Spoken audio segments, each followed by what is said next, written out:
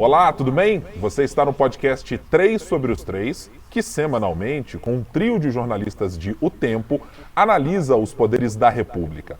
Nesta semana, que abre a segunda temporada do nosso podcast, eu tenho aqui comigo, nos estúdios de O Tempo, Marina Schettini, editora de política aqui do jornal. Tudo bem, Marina? Tudo ótimo, Guilherme, Ricardo, é um prazer estar aqui com vocês. E a Marina também já nos apresentou o nosso companheiro da sucursal, digamos assim, Brasília, o nosso chefe dos poderes, constituído para isso, Ricardo Correia. Tudo bem, Ricardo? Como vai? Tudo bem, Guilherme, Marina, é um prazer mais uma vez participar e estar de volta aí com vocês no 3 sobre os 3. Nessa segunda temporada de abertura, e eu sou Guilherme Brahim, jornalista âncora aqui da Rádio Super FM. Senhores, teremos muitos assuntos para falar e hoje eu vou poupar aqui os nossos ouvintes dos nossos habituais destaques para já chamar a nossa conversa para um papo que traz muito do que aconteceu desde o final do ano passado, passadas aí as festas de Natal, Réveillon e tudo que cercou a capital federal, para chegarmos no momento em que estamos agora. E isso vai contemplar passagem por governo de transição, mudanças de ministério e muita coisa mais. Mas acho que sobre tudo isso, pairava até o final da eleição do ano passado aquela desconfiança de que poderíamos em algum momento sofrer uma tentativa de golpe militar, um golpe militar. E acho que o 8 de dezembro, aliás, o 8 de janeiro deste ano de 2023, foi bastante claro para mostrar que havia uma tentativa e houve uma execução muito clara de que poderes da República fossem dilapidados, ou no mínimo que o terror social fosse levado à capital federal para colocar os poderes em alerta e, em última instância, criar aí uma ideia de uma GLO ou coisas parecidas que circularam em Brasília como hipóteses. E chegamos a um momento de discussão do presidente da República, Luiz Inácio Lula da Silva, com as mudanças a serem promovidas nas Forças Armadas, os militares.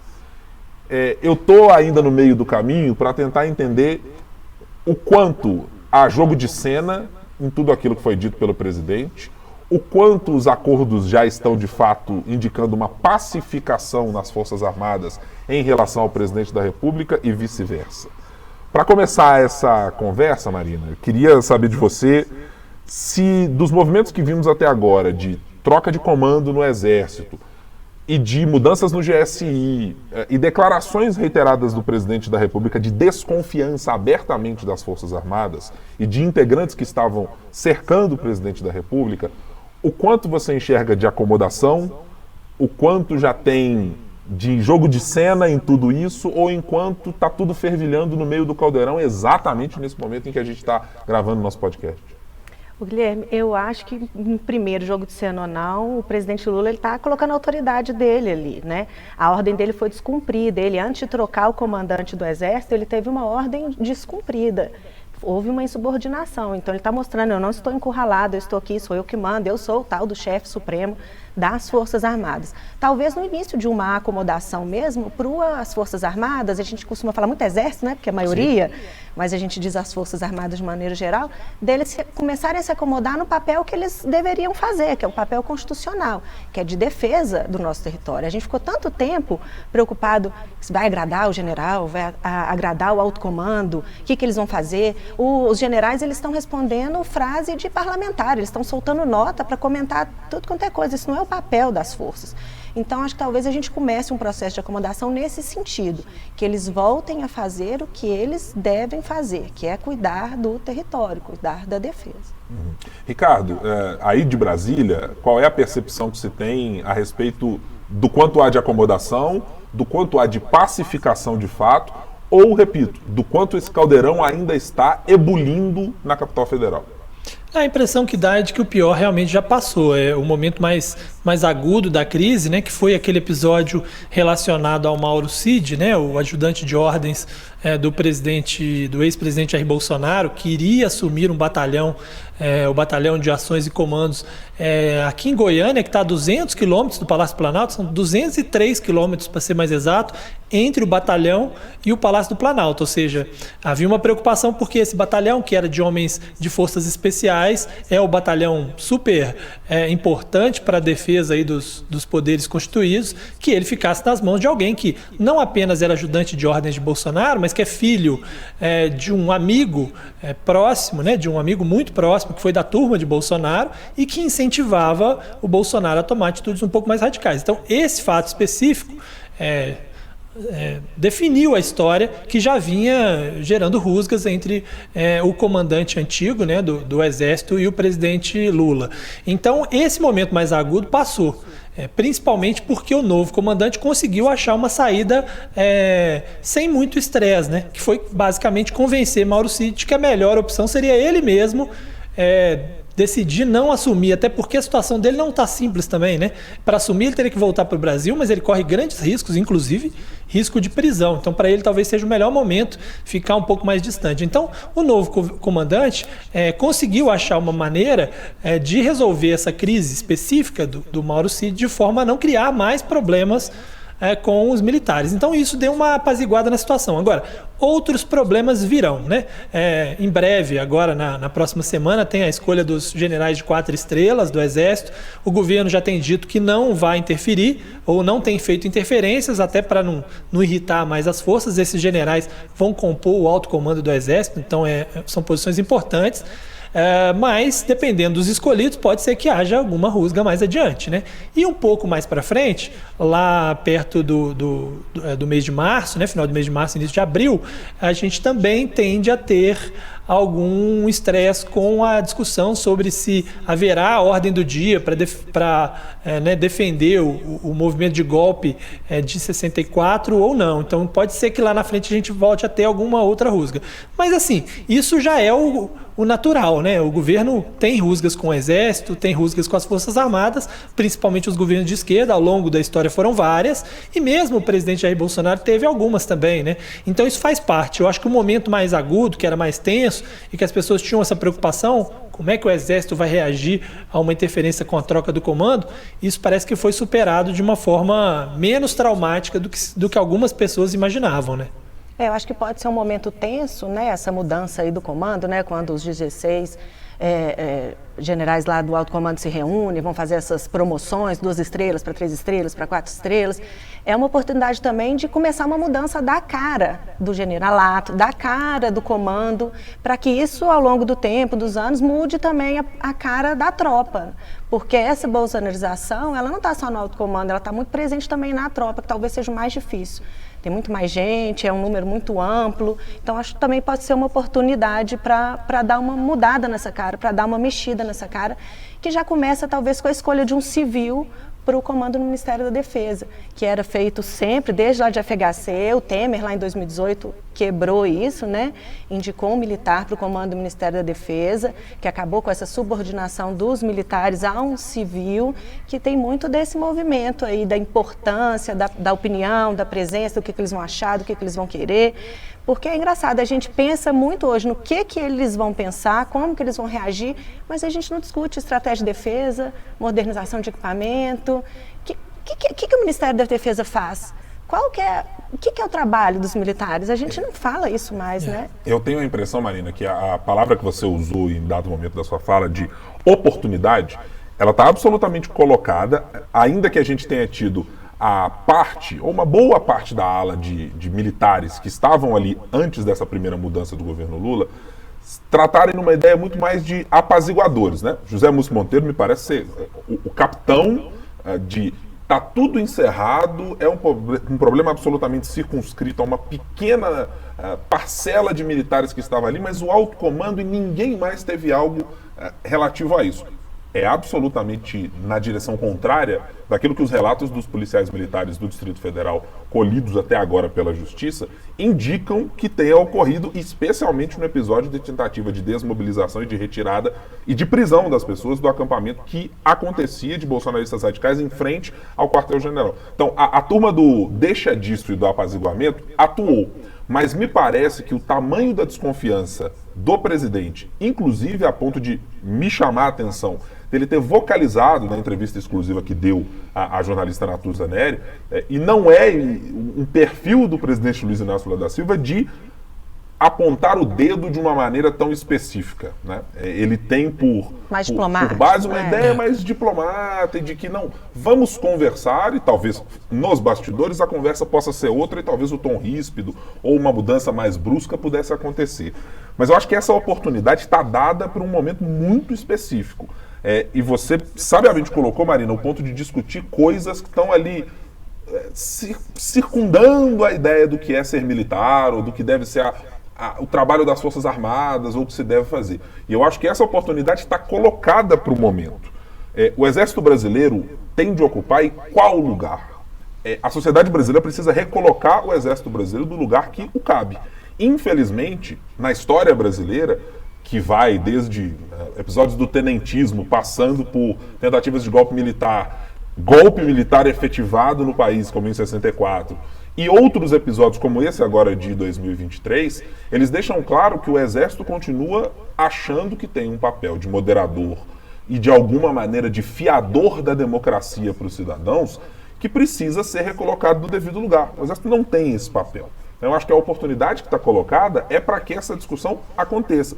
E acho que ela passa por coisas que não são triviais. Uma mudança curricular, por exemplo, dentro do ensino que é levado a quem se forma no Exército, quem passa pela Academia Militar das Agulhas Negras, a ideia e a concepção do que é um gabinete de segurança institucional, do que é um SNI, né, um molde do Serviço Nacional de Inteligência, ele parece hoje muito mais se virar como um revólver apontado para os civis, do que propriamente pensando no que é o Exército, que deve ser um suposto ou pretenso inimigo de fora do país. O fato da gente discutir uma preocupação de que o Exército esteja virado contra a cidadania ou contra a República em algum momento, para tutelar os cidadãos, já é, na sua essência, algo que precisa ser absolutamente desmobilizado, e essa ideia demovida de qualquer ideia de artigos 142 e outras conversas que sempre tem pautado. Não é de hoje, não é do episódio Jair Bolsonaro nos últimos 4 anos do ex-presidente da República, não. Isso recorrentemente vem sendo gestado e manifesto por generais, por exemplo, como Sérgio Etchegoyen, que já esteve no governo Temer, e outros que ao longo do tempo se arvoraram nessa ideia e nessa condição de que nós somos uma casta muito específica que faz com que a democracia, em última instância, possa acontecer. A gente garante que isso aconteça. Eu acho que esse momento de oportunidade, talvez a acomodação possível não leve a que isso seja feito. Eu tenho a impressão de que a fragilidade do governo Lula é uma fragilidade que eu digo do ponto de vista eleitoral pela contagem de votos que nós temos e uma margem muito pequena da sociedade que deu ao governo a sua vitória. Acho que ela tende a levar o governo para uma acomodação que não me parece será ideal, mas que acho que é um caminho muito mais lulista e possível do que efetivamente desejado. Ricardo, você ia falar? Não, eu acho assim, eu tenho uma visão de que, na verdade, essa interpretação de que o Exército é um poder moderador, que as Forças Armadas é um poder moderador, ela é menor dentro da ativa do que inicialmente ela parece. Porque muita gente na reserva, é o caso do Etchegoyen, mas o caso de várias pessoas na reserva, que empurram essa missão, essa visão, que muitas vezes contamina os militares da ativa. Mas eu não acho que isso seja tão forte assim quanto muitas vezes se faz parecer. Até porque o presidente que estava no poder, Jair Bolsonaro, ele pregava abertamente ali entre seus pares, né, algum tipo de solução que ia contra a linha normal de passar a faixa ao seu sucessor, né? Então, se de fato fosse tão grande assim na ativa esse movimento, talvez isso de fato ganhasse corpo, né? Eu acho que há uma ala grande de militares que tinha interesse econômico na história, não era simplesmente uma questão ideológica, ainda que a maior parte dos militares vote em Bolsonaro, não é que eles defendiam que não podia se passar o governo de jeito nenhum. Eles tinham interesse econômico porque eles estão muitos deles, uma ala importante, sobretudo uma ala ligada a essas forças especiais, que é o caso de Mauro Cid, mas tem outros nessa situação, que não queriam abrir mão dos cargos que eles tinham, né? E são muitos cargos. Agora mesmo a gente está falando sobre o Palácio do Planalto, houve uma exoneração de mais de 100 militares lá no Palácio do Planalto, né? Isso dá 50% quase da quantidade, já temos ali uns 200 militares ligados à estrutura do Palácio do Planalto, né? Ela foi engordada pelo presidente Jair Bolsonaro. E se a gente for falar de cargos comissionados e tal, em outros setores, nós estamos falando de milhares, ali, de 6 mil cargos de militares, e esse grupo não quer, obviamente, deixar o governo. Agora mesmo nós tivemos, essa semana, a exoneração de 43 nomes na FUNAI, né? Então, assim, eles estão espalhados por vários setores e eles não querem deixar esses cargos. Então, a impressão que eu tenho é que essa pressão, esse ruído, essa coisa de toda hora falar, não mexe com o exército não, que é perigoso, blá, blá, blá, vem dessas pessoas que não queriam de jeito nenhum perder esses cargos e que aos pouquinhos estão perdendo os cargos. Eu vejo mais isso e vejo mais uma situação bem mais pontual do que a média das análises que eu vejo sobre essa questão das Forças Armadas. Eu abro uma pequena divergência do Ricardo numa questão. E aí é porque há uma dificuldade de mensuração para isso. Eu concordaria talvez com o argumento do Ricardo há 4 anos, antes da presença do presidente Jair Bolsonaro como um defensor muito evidente das Forças Armadas, de que o componente ideológico talvez fizesse com que isso fosse diluído. Quer dizer, não havia talvez nas Forças Armadas essa ideia vocalizada de uma representação mais forte de um poder moderador.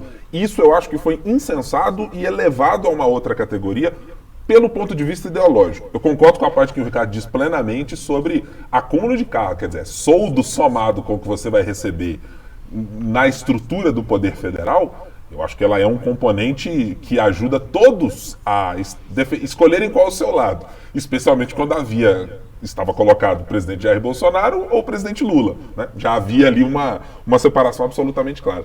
O meu medo, Ricardo, acho que talvez não é nem discordância o meu ponto, é que talvez esse componente financeiro ele tenha ganho uma outra camada com o componente ideológico perpassando as Forças Armadas de uma maneira mais profunda, e aí é que eu tenho a preocupação se de fato isso não se espraiou para, digamos, né, para usar aquela expressão que a gente falou, o problema está no guarda da esquina, né? Se ela não tenha chegado exatamente pelo componente ideológico e não necessariamente pelo financeiro, porque esse que está lá na ponta não tem acesso a esse volume de recursos, porque ele não ocupa esses cargos, mas eu acho que esse componente aí entrou no meio do bolo. Não sei se você concorda, Marina. Eu acho que esse antipetismo, esse anti-esquerda, anticomunismo, né, que eles falam, é muito forte nas tropas. Uhum.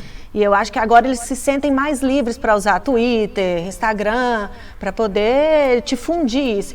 Mas eu acho também o interesse econômico extremamente importante. Eu estava vendo um levantamento do TCU de 2021, que eram 6 mil cargos no governo. Na época do Lula, em 2005, eram 905, se não me engano. E o líder do governo de semana passada, que ainda não tem dados de 2022, mas que eles calculam que possa chegar até 20 mil cargos. Isso é coisa demais. Né, assim, é uma militarização da administração pública que nunca se viu. Maior, inclusive, acho que há dados específicos para isso, não vou lembrar de fato aqui a fonte, o ouvinte vai me permitir essa digressão. Comparativamente, se não estou enganado, há mais cargos com militares no governo federal, houve na gestão Bolsonaro, do que propriamente na época da ditadura militar, em que era uma combinação das duas coisas. Era uma tutela do poder militar, mas havia cargos civis muito mais espraiados na E eles estrutura. Não estão só onde eles costumavam ficar, na área da defesa. A gente tem muito militar na saúde, na educação, nos direitos humanos a gente tem muito militar. Então eles estão em áreas estratégicas. Eu já ouvi muitos professores que estudam exército, defesa, dizendo que isso é uma coisa que é arriscada para a democracia, sem fazer um juízo de valor da intenção desse ou daquele, mas eles estão em cargos estratégicos, eles estão cada vez em número maior e que o ideal seria que fosse o contrário, que a gente investisse em modernização de equipamentos para poder ter menos número de pessoas nas Forças Armadas, que isso sim dá mais segurança para a democracia. Não as Forças Armadas garantindo a democracia, seria o contrário. Agora, o governo federal, de fato, tem uma preocupação, independentemente de qualquer coisa que tenha, né, do pior momento já ter passado, de fato o governo tem preocupação, inclusive para o futuro. Não por acaso está havendo essa discussão agora da criação, né, da Guarda Nacional, né? O ministro da Justiça e Segurança Pública disse que esse projeto já está pronto e que foi um pedido, uma exigência de Lula, direta de Lula, de que se tenha uma Guarda Nacional, que não seria como a Força Nacional, que pega nomes da Polícia Militar, pega vários militares, coloca todos eles dentro de uma estrutura de forma temporária, né, quando precisa. Essa Guarda Nacional seria uma guarda com comando próprio, com concurso público próprio, comandada diretamente pelo governo federal e, o mais importante, civil, né? Ela não teria caráter militar, as pessoas entrariam num regime civil. O argumento deles é o de que é preciso ter uma força para proteger os prédios públicos em Brasília e para algumas ações específicas, em unidades de conservação, por exemplo, né, que são áreas que o governo federal faz a preservação ambiental, mas o argumento olha, a gente precisa porque a gente não pode ficar por conta da Polícia Militar do Distrito Federal, porque a gente pode ter em algum momento um governador extremista que queira usar a Polícia Militar contra o poder da União, mas na verdade assim, é isso também, mas é também para que possa haver algum tipo de proteção ao governo, como se deu inclusive em outros países. Há países que têm a Guarda Nacional e separa muito bem essa coisa né, tira um pouco da força e do peso das Forças Armadas quando você tem aí uma força para pronta ação ligada ao governo federal, trabalhada em currículos diferentes, né? O Guilherme falou sobre a mudança dos currículos nos militares. Esses seguiriam uma linha completamente diferente, porque organizado o currículo por este governo, né, que pensa muito diferente daqueles que implementaram o currículo das Forças Armadas. Então isso mostra uma certa preocupação do governo em evitar que no futuro novamente fique à mercê desses riscos e dessas questões, né? Agora, a insatisfação dos militares com os governos de esquerda, ela perpassa aí muitos anos, vai continuar perpassando, isso aí é um pouco inevitável. E também a gente tem que entender que, assim, quando a gente tem um contingente muito grande de pessoas dentro de uma categoria, apesar de eles terem que cumprir ordens, deles terem todo, né? O Exército é uma instituição de Estado e tal, mas assim como qualquer outra categoria do serviço público, claro, eles têm sua ideologia colocada, né? Os sindicatos também têm uma ideologia muito clara, e ainda que eles tenham que cumprir suas ordens, você precisa ter uma boa relação com eles para evitar maiores ruídos, né? Acho que isso é essencial, né, Ricardo? E olhando até pela perspectiva das Forças Armadas, do Exército, da Marinha, da Aeronáutica, eu acho que também ficou muito evidente que, e me parece que na balança de pesos, de benefícios, dos prós e contras, aquela ideia talvez que era vocalizada, e talvez muito por parte dos militares, mas havia pesquisas de opinião que indicavam o Exército brasileiro é visto pela população como um grupo de eficiência, absolutamente incorruptível, que não tinha relações com a política como os civis tinham, né? É quase uma ideia que cercava disso, de que as Forças Armadas jamais se imiscuirão com essa política suja dos acordos, dos conchavos. Né? Acho que isso tudo acabou. Tudo isso aí. E, além disso tudo ter acabado, há um dano permanente que pode ser captado pelo Exército. O grau de confiança, e eu não estou falando baseado em pesquisa, mas por uma percepção, a quantidade de escândalos, ou no mínimo, de posições absolutamente questionáveis, para citar um exemplo muito cabal, eu acho que é difícil encontrar um brasileiro que racionalmente tenha olhado pela gestão Eduardo Pazuello à frente do Ministério da Saúde e seja capaz de dizer que, tecnicamente, alguém que era gestado e criado para a logística do Exército conseguiu entregar alguma coisa positiva para a maior crise sanitária que o mundo viu, e a resposta brasileira deixou um contingente de 600, 700 mil pessoas mortas, com falas desastrosas, com algumas delas que a oposição, inclusive, espera usá-las como criminosas ao fazer denúncias prometidas aí para o governo ao longo dos próximos anos, mas acho que o Exército brasileiro, as Forças Armadas, parecem não ter compreendido o dano que também é causado a elas e o local que elas poderão passar a ocupar na percepção da opinião pública de deixar de ser uma entidade ilibada, com a qual se tenha os melhores valores pairando dentro e sobre essa entidade, para passar a ser, de alguma maneira, geni. Quer dizer, mas os militares são isso aí. Vocês vão colocar os militares que fizeram isso. Lembra da gestão passada, lembra daquilo. Acho que também é preciso ter uma percepção, e acho que tem um argumento de convencimento às gerações que estão chegando das Forças Armadas, de entender que participar da política tem ônus e tem bônus. No caso dos militares, talvez o bônus seja muito para um grupo muito restrito. Para quem é de 4 estrelas, de 5 estrelas, de gente que está ocupando o generalato, de gente de cargos muito específicos. Mas o que vai ser, repito, do guarda da esquina, daquele militar que vai passar a ser questionado na sua... Poxa, mas você é do Exército? E aquela turma? Acho que, do ponto de vista de instituição, é também algo muito danoso que deveria ser levado à mesa pelos militares para refletir sobre o que acontece com a instituição, ou para onde ela foi levada, ou para onde ela quis se posicionar nesses últimos anos. Não, eu acho até que para a imagem da instituição, de fato, o governo de Jair Bolsonaro foi o pior possível, né, do ponto de vista de imagem das Forças Armadas, né? Foram vários episódios, você lembrou do Pazuello aí, mas tem vários episódios, aquela história lá do Viagra, da prótese peniana, isso tudo pegou super mal para os militares, né, em geral. E é isso, assim, houve um benefício para uma parcela específica de militares que ganharam espaço no governo, inclusive em decisões de poder, mas para a imagem da instituição, que é considerada uma instituição que, perto de outras instituições brasileiras, era muito bem avaliada, né? Se você pegar e fizer um ranking, né, todas as pesquisas de opinião mostram isso. As Forças Armadas estão à frente de partidos políticos, do Congresso, do Supremo, da Igreja, de várias outras instituições, para a própria imprensa, quando você olha a imagem que elas criaram na história. Até porque foram anos e anos de doutrinação também no país, né, durante o período de ditadura militar. Agora, houve, e as pesquisas no ano passado já mostravam isso, um decréscimo dessa credibilidade das Forças Armadas,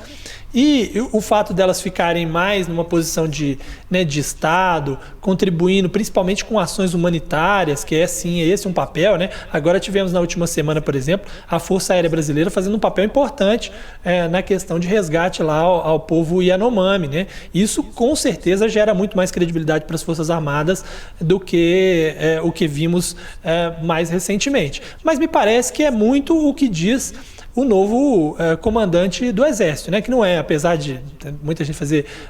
grupos à direita fazerem críticas, dizer que ele é da esquerda, né? Eles chamam ele de melancia, né? Dizendo que é vermelho. Inclusive é uma ótima analogia, essa coisa de melancia, né? Mas é um cara que, poxa, ele comandava a AMAN quando o presidente Jair Bolsonaro lançou sua campanha eleitoral em 2014 lá na AMAN, né? Não é um cara de... né? Teve próximo do Vilas Boas, não é um cara de esquerda, mas é um cara que colocou ali o discurso dele, e aquele discurso obviamente foi vazado propositalmente para que depois ele assumisse o cargo, né? Para que houvesse ali aquela construção. Ele não é propriamente um cara de esquerda, mas fez um discurso na linha de, olha, nosso papel é cumprir ordens, gostando ou não gostando, e a nossa missão será cumprida. Eu acho que isso é o mais importante, e me parece que tendo alguém assim, fazendo esse discurso público no comando, fica bem mais difícil para que abaixo dele haja manifestações públicas nas redes sociais, porque haverá uma preocupação de que essas pessoas possam ser punidas, né? Não havia essa preocupação na última gestão e passa a haver. Isso de fato tem uma chance enorme de ocorrer, e acho que isso ajuda também na perspectiva dos apaziguadores, né? Se você encontra alguém daquela posição, naquela posição especial das Forças Armadas, com o discurso que foi feito, meticulosamente apresentado um dia antes do anúncio ser feito pelo governo federal, registre-se, né? Ela ajuda a dizer, não, calma lá que nós controlamos, vocês estão vindo com essa ideia aí de punição, não precisa exatamente disso, vamos com calma. Quando o cenário que se apresenta nas falas em bastidores, no que a gente já trouxe de reportagem, está indicando que não é exatamente isso. Vamos passar aqui agora para a gente fazer uma discussão sobre a nossa pauta de Minas Gerais, para a nossa terra aqui do pão de queijo. Eu citei o pão de queijo, não era para, evidentemente, fazer inveja no Ricardo, não, que vai ter uma fornadinha. Porque já comi um pão de queijo mineiro hoje, que aqui no nosso prédio tem uma lanchonete mineira, viu? O pessoal é de Minas Gerais aqui, e a lanchonete ficava no mesmo andar que o nosso, mas do outro lado. Tem uma parte central que tem os elevadores, ficava do outro lado. E agora eles mudaram aqui para o lado, na porta exatamente do lado. Então a gente... A nossa redação tem cheiro de pão de queijo agora por causa dessa... Tá comendo mais pão de queijo que a gente. Exatamente. A Marina tocou no ponto central nessa história. Quer dizer, o Ricardo em Brasília tem mais acesso a pão de queijo que nós que estamos aqui na Babita Camargo, que é um negócio impressionante, né? Não, tem e algo vou errado te falar, nesse país. é uma marca impressionante. Foi bom você ter tocado nisso. A marca mineira, assim, quando a gente está fora de Minas é que a gente tem essa noção. A marca da comida mineira, do pão de queijo, do queijo mineiro, é uma marca muito forte, mais forte do que as pessoas imaginam em Minas Gerais. A gente recebe políticos e outras autoridades aqui na redação sempre com esse pão de queijo, porque a gente encomenda aqui do lado, o pessoal faz e tal. E assim, a primeira coisa que as pessoas falam é isso. Não, Jornal Mineiro tem pão de queijo e tal. Quer dizer, de fato, assim, nos representa muito bem a questão do pão de queijo, viu? Se for o pão de queijo que eu comi quando eu fui aí, um grandão, é uma delícia. Exatamente. Aí fica o convite, né? O Guilherme está prometendo vir, Marina. Ele já falou isso aí também, várias vezes. Fiquem o convite, ó, já está feito o convite. Pode só combinar aí com o pessoal aí a passagem aérea no centro de custos daí. Se for do nosso estado para Brasília, já está incluído, entendeu? Então. Aí eu tenho que pedir licença para ir ao alto comando ali na nossa mesa central, bater aquele papo, ver como é que o nosso generalato aqui recebe, né, esse tipo de reivindicação. Eu vou ter que chegar com um tom mais apaziguador, dizendo, olha, tem uma crise instalada ali, negócio entre eu, Ricardo Correia, aquele negócio está um pouquinho complicado. Então vamos lá, né? E pode vir, inclusive, em definitivo, viu? Se vocês quiserem vir, seria ótimo ter mais gente aqui na redação. Impressionante. A julgar pela paisagem de fundo, para quem não está nos acompanhando apenas no nosso podcast, para você que está nos vendo também no nosso youtube.com/otempo, a julgar pelo clima de Brasília, não seria o melhor momento para que eu e Marina Schettini visitássemos a cidade. Estou correto, Ricardo? Não, né? Depende muito do ponto de vista, né? Tanto é uma época úmida, né? Eu, particularmente, apesar das pessoas criticarem muito tempo seco de Brasília, prefiro a época seca. Eu tenho mais problemas respiratórios nessa época que fica úmido, as coisas chegam até a mofar de tanta chuva todo dia. Mas tem gente que prefere o tempo mais úmido, né? E aí nós temos 2 estações bem definidas. Vai ficar 6 meses com seca e depois esse tempo de chuva. Bom, a gente está falando de uma coisa que não causa crise em nenhum mineiro, que é pão de queijo, mas crise me parece ter sido a palavra de ordem nessas primeiras semanas de governo Romeu Zema e nas articulações feitas pelo secretário de governo Igor Eto para tentar encontrar apoiadores para o nome escolhido pelo Palácio da Liberdade, a cidade administrativa, para ser aquele espécie de condutor da casa. A eleição para a presidência da Assembleia Legislativa acontece no começo do próximo mês, em fevereiro. O histórico governo Zema, com a gestão anterior, Agostinho Patrus, agora no Tribunal, daqui a pouco, né, no Tribunal de Contas do Estado, foi amistosa nos primeiros parcos momentos, mas depois caminhou para uma rusga com cenas até de pancadaria em praça pública durante a campanha eleitoral. E agora o governo Zema se viu com a necessidade de abrir mão da candidatura escolhida pelo governador Romeu Zema, pelo secretário de governo Igor Eto, apoiado evidentemente pelo vice-professor Matheus, para um nome que foi ganhando tração ao longo do tempo e que não me parecia, inclusive, nem ser o favorito no início da conversa. Parecia que Roberto Andrade, que era o líder de governo até o final do ano passado, saía na frente por tudo aquilo que a gente já mostrava aqui nas nossas publicações. Roberto é bem avaliado, as pessoas não têm exatamente uma restrição a ele, é uma pessoa de bom trato, etc. Ajudou talvez ali muita gente na conversa com emendas parlamentares e tudo mais. Era uma figura tida como, de alguma maneira, acessível. Mas me parece que o caldo entornou. Agora temos a candidatura de Tadeu Leite já apoiada por partidos de esquerda, por parte do PL, aqui, e com algumas pequenas exceções ali que ficam no meio do caminho, mas que indicam que vão votar muito possivelmente favoráveis a Tadeuzinho. Marina, o governo Zema auto-encomendou uma crise para si mesmo no segundo mandato de Romeu Zema? O Zema tinha tudo para começar um segundo mandato mais tranquilo, né? Ele foi eleito com 22 deputados na coligação dele, Tem aí mais 20 que ele já está conseguindo trazer de partidos como PL, Republicano, Cidadania, PSDB, e agora pode ter parte do PSD também, que ele pode chegar lá, o pessoal do governo calcula 48, 49 deputados, daria para ele passar PEC, privatização, essas coisas que ele tanto quer. Mas ele já se meteu numa confusão que era completamente desnecessária, né? Ele pôs um candidato, depois mudou de candidato, tentou outro candidato, agora vai ter que fechar com o Tadeuzinho, que é uma pessoa que não é oposição, mas é mais neutra ali. Os deputados, o Roberto Andrade era um bom nome, mas com o Agostinho Patrus, eles experimentaram uma independência, uma autonomia que se traduz em poder, que eles não conheciam e que eles não vão abrir mão. Eles não vão querer alguém tão alinhado ao governo, tão próximo ao governo, como um nome que o governo colocaria.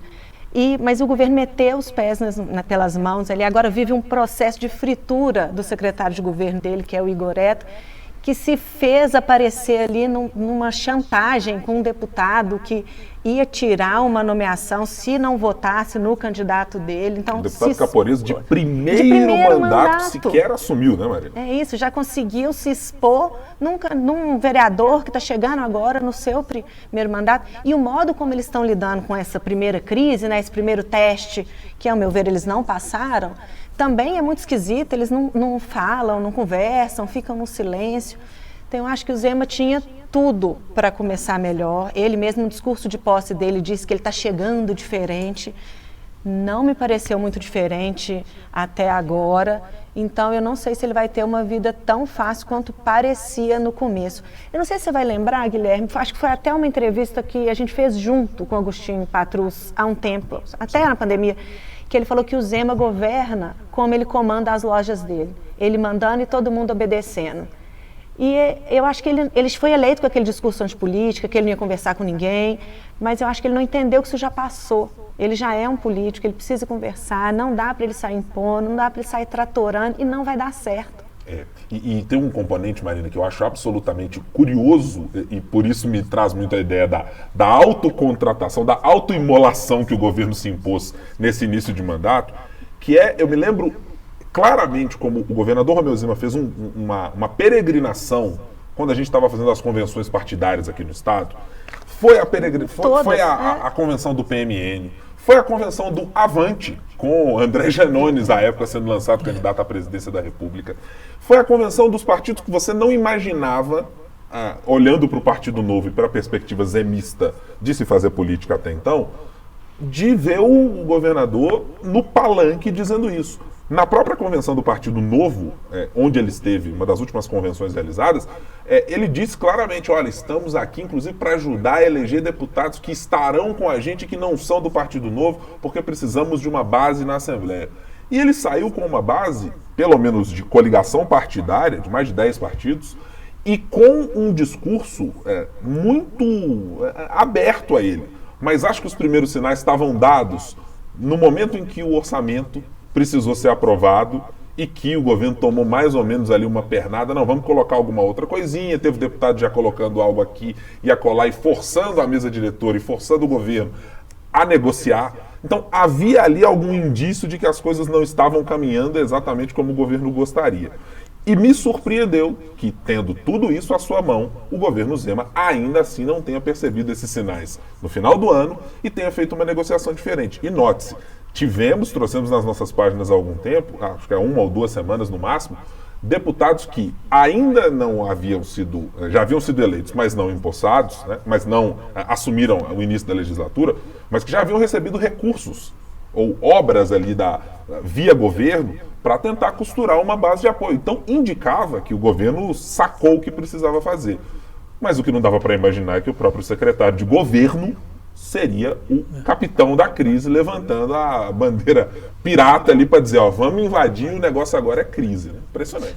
Agora, eu acho assim, o problema, na verdade, assim, a articulação tinha tudo para dar certo se houvesse uma certeza do apoio do PL, né? Havia uma certeza de que haveria o apoio do PL, porque o que faz a diferença, que é o fiel da balança dessa história, seria principalmente esses deputados do PL. O governo precisa dele para ter os 40 votos aí na Assembleia e tal. Se eu não me engano, são 9, né, parlamentares do PL eleitos. E essa crise com o PL ela é multifatorial, ela tem uma série de motivos. Há um problema de ordem com o presidente do PL de Minas, né, porque houve uma rusga lá atrás com a questão do orçamento impositivo na Assembleia, então ficou esse amargor aí que fez muita diferença no momento. Acho que tem uma questão que se fala pouco, mas há uma interferência nacional, não do ponto de vista do PL, mas do ponto de vista do bolsonarismo, porque você veja, o presidente do PL Valdemar Costa Neto até manifesta apoio ali ao Zema, né? Fez esse esforço ali para tentar levar o PL para o lado dele, porque ele vislumbra lá na frente um Zema no PL, disputando eventualmente uma eleição. Mas entre parlamentares mais próximos de Bolsonaro, há uma preocupação porque ficou muito nítido, principalmente nas falas de Zema mais recentes, na fala que gerou muita insatisfação aqui em Brasília a respeito do 8 de janeiro, de que o Zema está enxergando ali a inelegibilidade do Bolsonaro e quer ocupar esse espaço. E o bolsonarismo raiz, o bolsonarismo mais próximo, torce o nariz para isso. Peraí, não o Bolsonaro, se ele vier a ser inelegível, o substituto dele estará aqui, seja na família Bolsonaro, seja no núcleo mais próximo ideológico. Então vamos com calma, esse cara está querendo ocupar espaço demais. E isso também fez diferença, porque se isso não tivesse também colocado, seria muito simples do ponto de vista de apoio nacional, alguém virar para esses deputados mais ligados a Bolsonaro e dizer, olha, vamos lá, temos que ir com o Zema para fortalecê-lo dentro da Assembleia. Então acho que esse é um ponto. E claro que a situação do Igoreto ficou muito complicada, né, porque como é que você vai agora negociar? Muito provavelmente Tadeu Martins, agora favorito, vai vencer as eleições, né? Nesse momento não tem outro candidato, né? Vai vencer as eleições, como é que ele vai negociar com o presidente da Assembleia, tendo trabalhado, ainda que eles tenham uma proximidade, né? Eles são até próximos de alguma maneira, mas como é que você vai negociar com aquele que você tentou puxar o tapete, inclusive com negociações de bastidores, debaixo dos panos, aquela questão dos militares, né? Então tem essa questão, tem o acirramento da questão junto às forças de segurança, porque no fim das contas pegou muito mal a história da pressão em cima de um coronel da polícia, né? Isso tudo também faz bastante diferença. E assim, no fim das contas, o Igoreto me surpreendeu 2 vezes, porque lá atrás, quando ele assumiu a primeira vez, conversando com parlamentares, tentando entender a situação, havia uma ideia geral de que não daria certo. E deu certo, de certa forma, ainda que a relação não tenha sido nunca boa com a Assembleia, mas o pessoal disse que melhorou a relação, ou seja, que ele estava fazendo um papel melhor do que se imaginava dele no primeiro momento. E agora surpreende novamente, agora negativamente, por ter criado toda essa crise e gerado esse problema. Eu acho o mais natural seria que para parar essas arestas todas, o governador tenha que trocar aí o secretário de governo mais adiante, né? Tanto deu certo há algum tempo que o Igoreto foi o que mais durou. A gente teve Custódio nessa articulação, depois a gente teve... Deixa eu me recordar, Maria. Quem que foi? Vou para os alfarrábios aqui. Eu sei que a gente teve ali duas. Foi um deputado Bilac Pinto. Isso. Bilac Pinto. Isso. A gente teve esses 2 aí que duraram, sei lá, 6, 7 meses, muito, não sei. Muito. Inclusive, quando o Igoreto chegou, ele estava entrando no lugar do Bilac no meio de uma crise justamente com as forças de segurança, quando o Zema deu para trás no acordo do reajuste. Isso. Então ele chegou num momento de muita tensão, que estava todo mundo muito tenso ali, muito desconfiado, e ele acabou realmente durando muito tempo. Mas eu também acho muito difícil. Quando a gente escuta, quando a gente conversa com as pessoas sobre articulação de governo, Zema, a gente escuta moleque, irresponsável, falta de diálogo. Isso foi vocalizado pelo deputado São essas palavras, atropelo. Aqui. Atropelo, são essas palavras que a gente escuta. Então eu acho que é uma oportunidade também, como a gente dizia mais cedo, do Zema cortar o mal pela raiz, porque acho difícil conseguir o Igoreto se equilibrar aí no meio dessa tensão. O Ricardo e Marina, tem um componente aí que eu ouvi faz algum tempinho, não foi tão recente, foi pré-crise desse ano de 2023, que era assim, uma avaliação que partiu de uma pessoa que tem um bom trânsito no governo.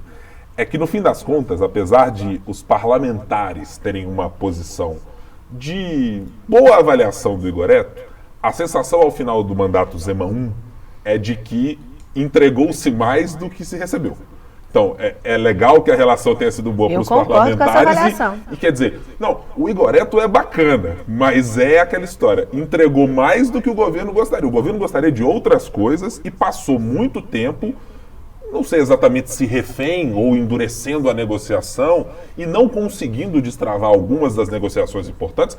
Evidentemente que eu vou citar aqui o regime de recuperação fiscal como a mais importante e simbólica delas para o governo Zema, mas que também tinha um pouco dessa avaliação corrente dentro da cidade administrativa de que o que se esperava era uma entrega melhor, já que a avaliação... Bom, se a avaliação é positiva dos parlamentares, por que é que a gente não está conseguindo entregar na prática, né? Exatamente na prática o que o governo quer, né? Mas é porque o que estava previsto era muito pior, né? Em certo momento, no início do mandato, havia risco de impeachment do governador, né? A gente, às vezes, porque as coisas vão acontecendo, no fim das contas, mas em certo momento havia uma convicção de que o governador tinha grandes chances de ser vítima de um impeachment. Inclusive, eu me lembro de até um café da manhã com a imprensa que eu fui e eu perguntei na época ao governador diretamente e ele não se esquivou. Ele falou, realmente, em certo momento, houve uma situação ali mais tensa e tal, né?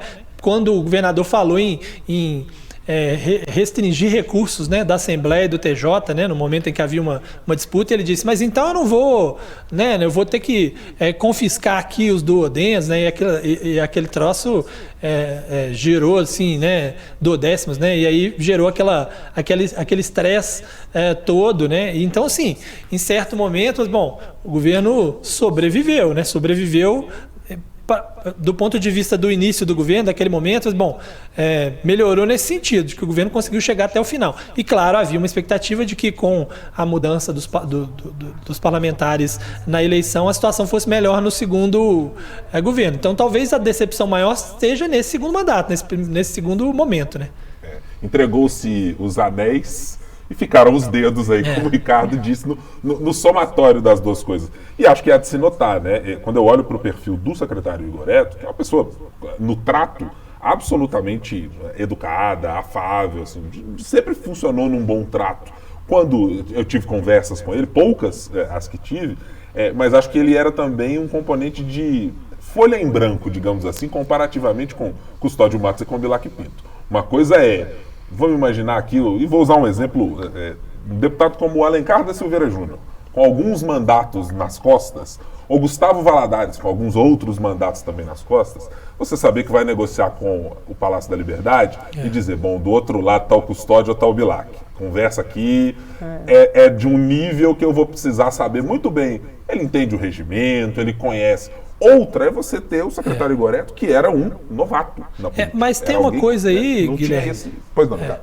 Não, tem uma coisa aí que muda muito a história, que é o seguinte, que é a interpretação que se deu dentro do governo para por que colocar Igoreto no lugar desses outros dois, né? Porque os dois, apesar de toda a capacidade de articulação, eles não eram do Partido Novo, então tudo que eles combinavam lá, alguém do Partido Novo virava e falou, opa, peraí, não é assim não. Nós não queremos negociar desse jeito. Então, quando coloca o Igoreto, foi como se colocasse o governador. Falou assim, não, beleza, agora está aqui o Partido Novo, é quem de fato decide dentro do governo, que é, né, Igoreto, o Matheus e tal, essa turma que no fim das contas é quem fala no ouvido do governador e diz, não, governador, não vai negociar com ninguém assim ou assim ou assado.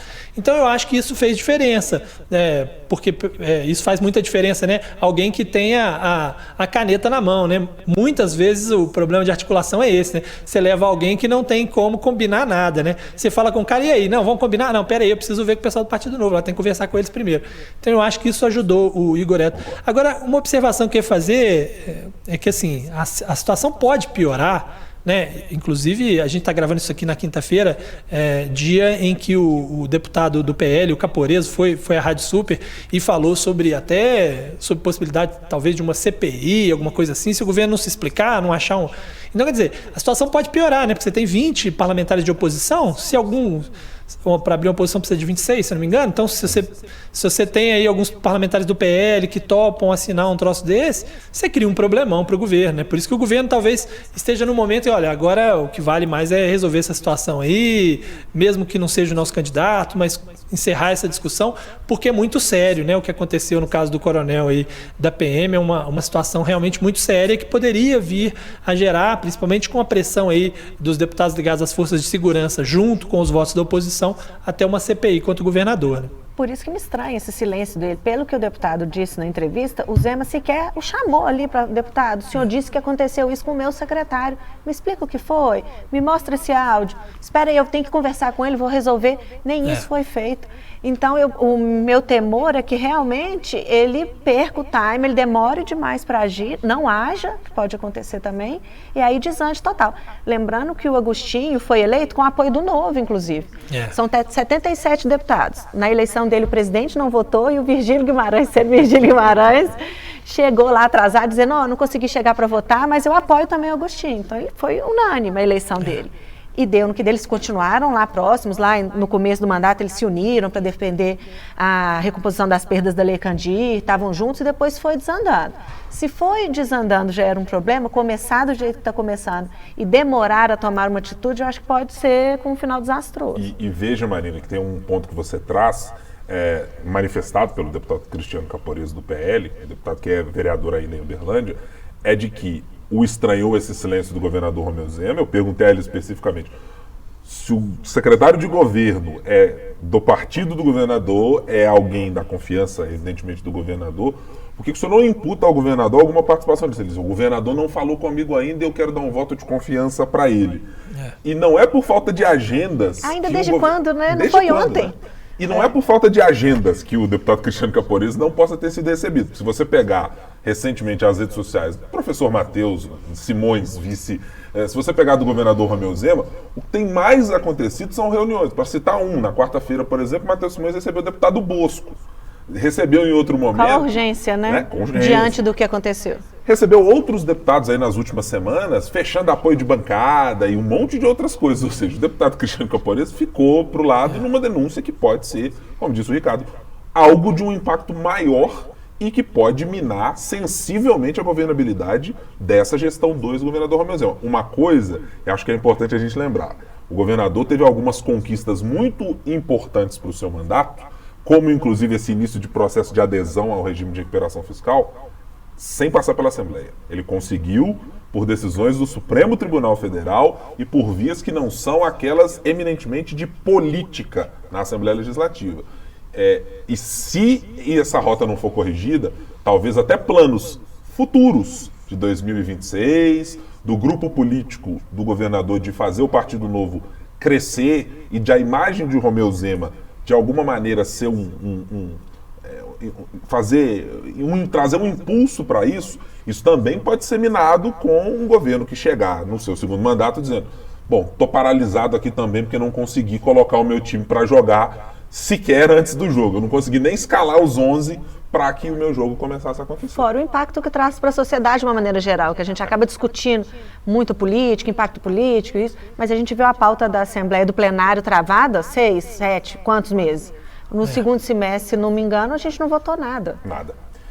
É isso.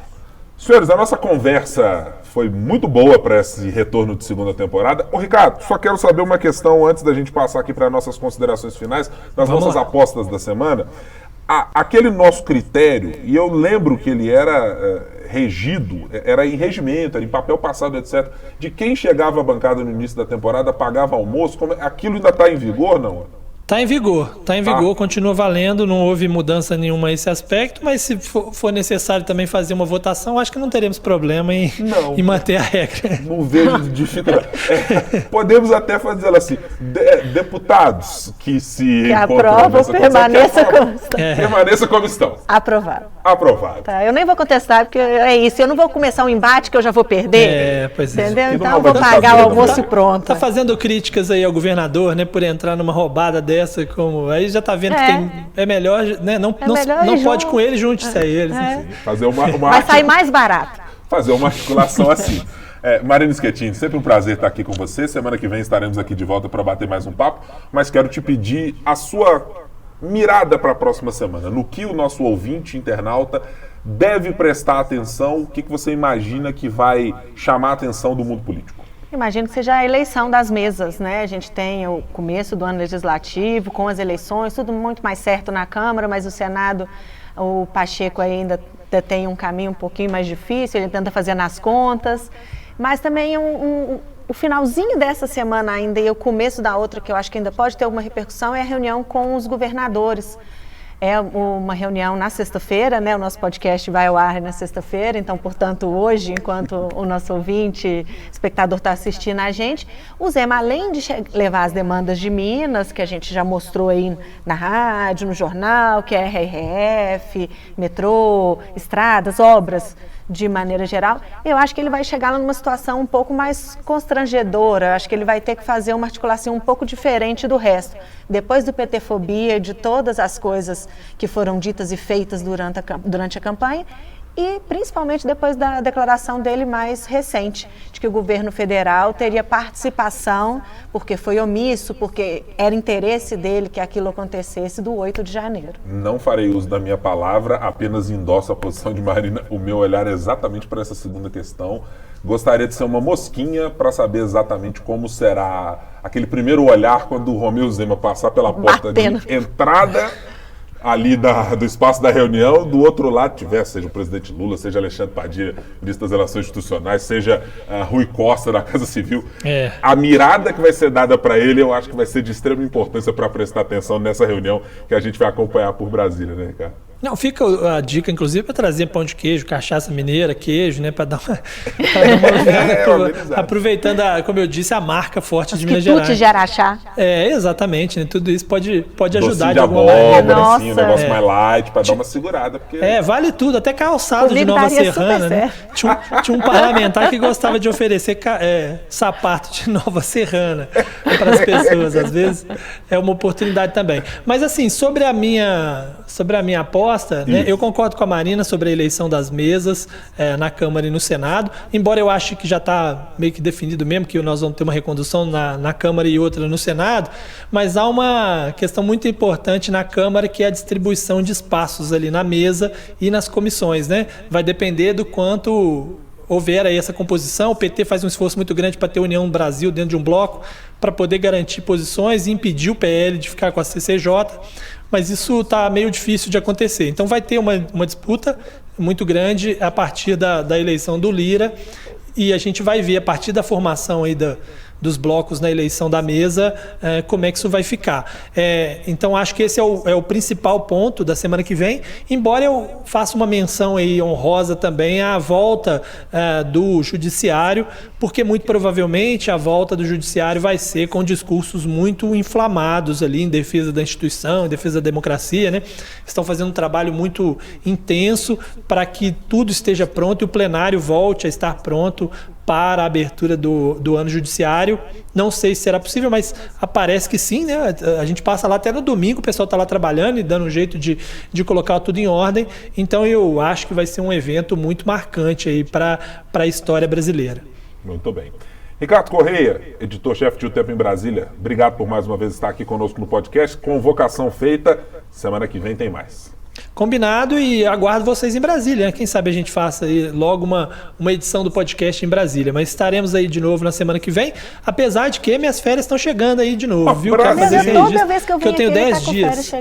Tenho 10 dias de férias. Vai abrir agora, 20, agora tem que tirar 10 dias, né? Tá faltando 10 dias aí. CLT ainda prevê. A temporada do podcast é um negócio fenomenal. A gente abre a segunda temporada, mas já tem o integrante para sair de férias. Eu acho melhor. Mas você queria que eu tirasse férias quando lá, que de repente a gente tira esse tanto de férias dele. Queria que eu tirasse férias quando não tinha podcast? Mas aí não teria participado aqui das confusões todas aqui em Brasília. Posse, quebra-quebra, essa confusão toda está acontecendo por aqui. Se for adotada a lógica de quando Brasília não tiver notícia, você não vai tirar férias até o fim da vida, exatamente. Né? Aí é uma outra história, né? Até porque as minhas férias também costumam gerar confusões. O pessoal sabe, tem um folclore de que quando eu saio de férias acontece muita confusão, né? Inclusive eu estava de folga naquele dia 8, tive que voltar para trabalhar porque o pessoal começou a quebrar tudo lá.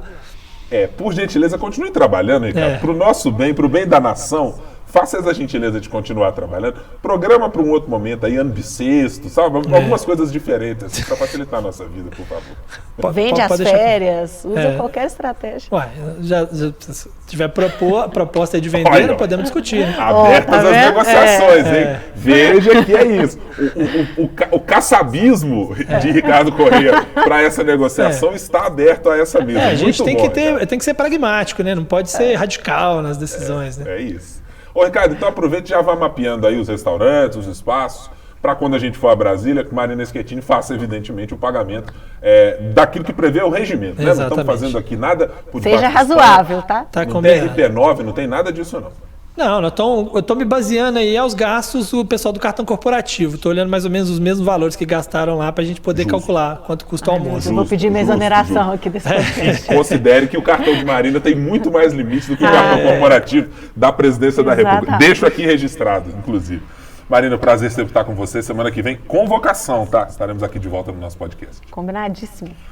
Muito obrigado a você, nosso ouvinte, que acompanhou o 3 sobre os 3. Ele vai estar disponível na plataforma da sua preferência de áudio, mas você também pode nos acompanhar no youtube.com/otempo para ver aqui o nosso bate-papo. Todas as semanas, a gente grava sempre às quintas-feiras para você acompanhar aquilo que de mais importante aconteceu nos 3 poderes da República. Obrigado pela sua companhia, até a próxima.